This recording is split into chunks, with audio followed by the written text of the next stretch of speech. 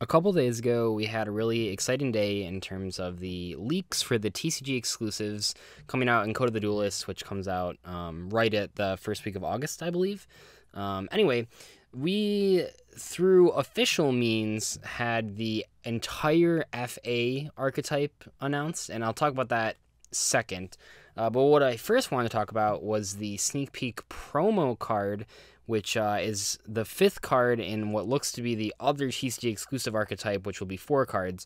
I don't know if they're going to continue giving the promo card to one of the archetypes. It's kind of a cool twist that we haven't seen before with the last couple TCG exclusive archetypes. But after reading this one card, I'm actually so excited for this deck, and I think it's going to be really powerful. Definitely better than FA. And let's just get right into it. So this card is called Vendread Hound Horde.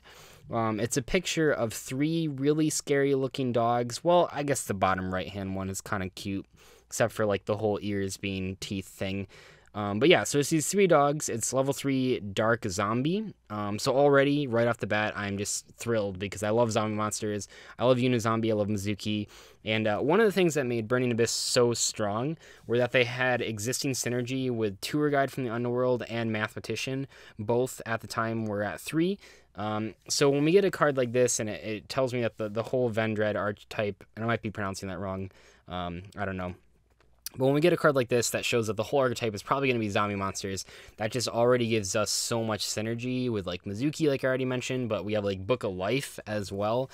Just so much stuff, so that's really exciting. And it's level 3, so that's a pretty good level, depending on what level the ritual monster is. But anyway, let's get into the effects. So it says, if this card is in your graveyard, you can discard 1 Vendread card, special summon this card, banish it when it leaves the field, so it's sort of like a Plague Spreader zombie. And then a Vendread monster ritual summoned using this card on the field gains the following effect. You can only use each of the preceding effects of Vendread Hounded once per turn. Once per turn, you can target 1 spell or trap card your opponent controls, banish it. So basically, you can bring this thing back from the grave, and then if you use it for a ritual summon, the monster that you ritual summon with it gets to just banish a spell or trap card once per turn. No cost, no downside. Yes, it targets, but that just it's to be expected basically at this point. That's really powerful, and I think the ideal here, or the ideal play here, is that you're normal summoning this, so the bad news is that you have to have it, you have to use this card on the field as the ritual material, or the ritual tributes, to get the bonus effect. I'm assuming they're all going to be like that. This card would probably be, we haven't seen the other cards, but if they all have these bonus effects, it would just make sense that you can't just give them all ridiculous effects by ritual summoning them with your hand, with stuff in your hand or whatever. So that makes sense, and then it gives it this great effect, and I don't know, I just feel like it has so much more to develop, and that could be really powerful, because so we already have the zombie support, but being a ritual monster, and it looks like we only have 1 ritual monster in this archetype, at least in this set, I would hopefully assume that the ritual monster would be able to be searched by Pre-Preparation of Rites, which is one of the most powerful spell cards that's been released recently. It just fixes so many problems with ritual decks, gives you a free +1, and I think things are looking up for this deck, because one of the problems with Cosmos when they were first released, one of the problems with most of the TCG archetypes when they were first released, except Burning Abyss, was that they just didn't have enough synergy with other cards. When Cosmos were first released, people were using like Juragetto and like even Serene Psychic Witch and all this weird psychic support, because there just weren't enough Cosmo monsters. You had to play other things with them. You had to force yourself to play other things with them. With Burning Abyss, though, you just naturally wanted to play Tour Guide. You naturally wanted to play Mathematician. And I think that these cards, at least with this first promo being announced, it looks like they're just going to fit into all the usual zombie support. It looks like, this effect right here fits it right in with Cyframe Lord Omega, which is one of the easiest cards to make in zombies, because then you just keep putting it back in the graveyard as level 3 monster. Not to mention, if the Vendread monsters have effects in the graveyard or effects when they're discarded, this card just gets even more insane, but we won't know that for sure for a couple weeks here. But yeah, I like this card a lot. I have high hopes for this archetype. This just reminds me of when Skarm, or I think Dante was revealed first. I don't know. It's either Skarm or Dante, whichever one of those was revealed first, where it just had like 3 really good effects, and it was just really impressive. This one only has 2 effects, but I think already I'm seeing so much synergy with existing support that I'm excited for this deck. You guys know I love zombies. You know I love ritual summons. So I think I'm going to be playing this deck, although I don't want to get my hopes duplicated with Subterrors, because I thought those were going to be amazing. But anyway, so that's that. And that was an unofficial release. I think it was a picture taken from like a German sneak peek poster. But the official announcement was actually the FA cards. The European Yu-Gi-Oh page leaked all 4 of these cards. So there's 2 monsters and 2 spells. I'm just going to go through these really fast because they're all terrible. They're not terrible. Well, okay, we'll go through this. So we have FA Sonic Meister, level 4 wind machine type. That both of them are level 4 wind machine types. 0 attack, gains attack equal to its level times 300, which is already, I mean, we're like creeping into Fortune Lady territory, and that's not necessarily a compliment. Cannot be destroyed by battle when an opponent's monster whose original level or rank is lower than this card's level. That's kind of neat, I guess. It comes out at level 4 with 1,200 attack points, so you can't like pop it with Trident or whatever. Each time an FA spell or trap card is activated, or a spell trap card or effect is activated, you can increase the level by 1. If this card is level 7 or higher, it can make up to 2 attacks on monsters during each battle phase. You can see the basic mechanic here. So far, both of these cards have the same. I'll switch over to the next one, which is FA Hang On Mock. They both have the same effect of that they gain attack equal to the level times 300. They both have the same effect that each time a spell or trap or effect is activated that has FA in the name, you increase level by 1.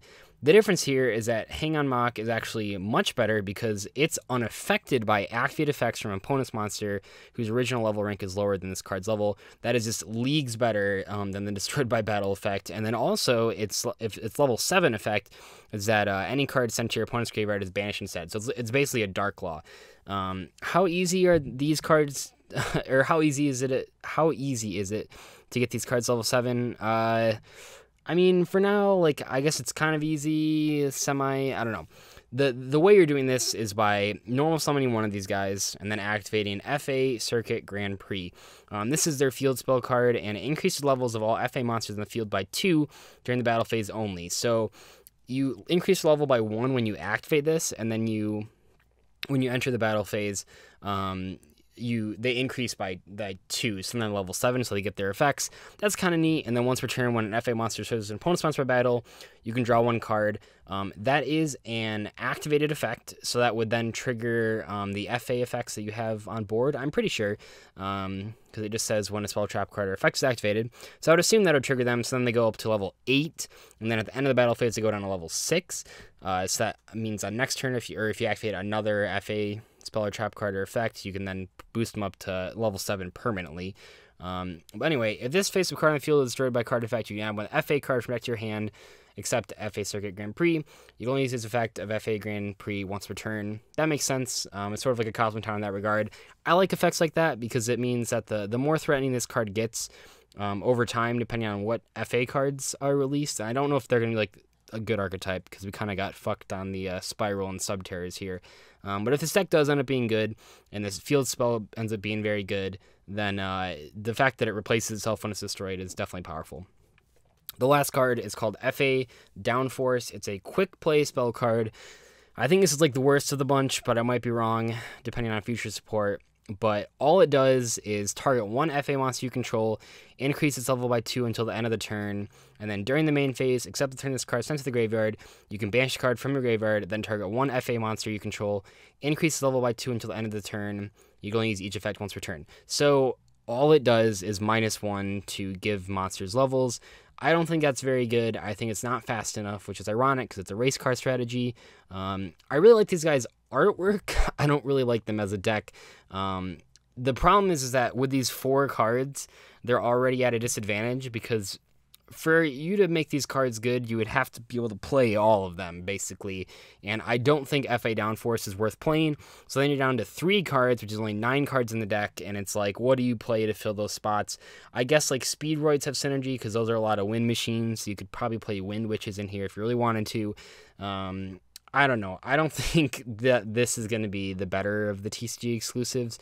maybe this will be really stupid in 4 releases when they're like the next meta deck. But I don't. Just from what I've seen, after seeing all 4 of these cards compared to the 1 Vendread card I've seen, I think that the Vendread cards are just going to be like leagues better than this. I don't know. Let me know what you guys think about this. I didn't want to make a first impressions video because I feel that those don't always accurately portray what I feel about cards. I want to have some time to sort of digest what's going on, if that makes any sense. But I think that both archetypes have potential. I just think that the one that has a ton of zombie support behind it is just going to be a lot more successful. I mean, you have all the zombie support, you have all the ritual support, especially because ritual summoning becomes a lot more powerful with link format or link summoning, just because you don't have to focus on the extra deck as much, and you have like Manju and stuff like that. So anyway, let me know what you guys think about these in the comments, and yeah, that's all for today. I'll see you guys later. Bye.